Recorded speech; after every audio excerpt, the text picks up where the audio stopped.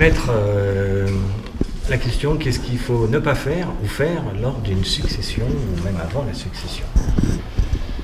Il ne faut pas faire ce que j'appelle des bêtises, c'est-à-dire faire, par exemple, soi-même un testament en allant sur Internet et rédiger une phrase qui finalement s'avérera aller à l'encontre de votre souhait et aboutira à ce qu'on exécute ce testament contrairement à vos volontés.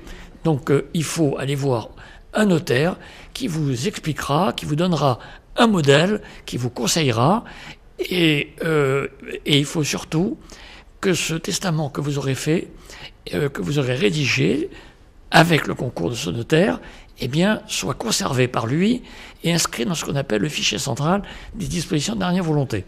De manière générale, ce qu'il ne faut pas faire ou essayer de faire, c'est, vous savez, quand on est malade, il vaut mieux aller voir le médecin que le cordonnier. Oui, effectivement.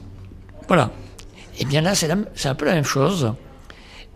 Chacun son domaine. Un notaire est un officier public, c'est-à-dire représentant de l'État. Il fait des choses de manière officielle. Il a fait des études pour ça. Il a une responsabilité.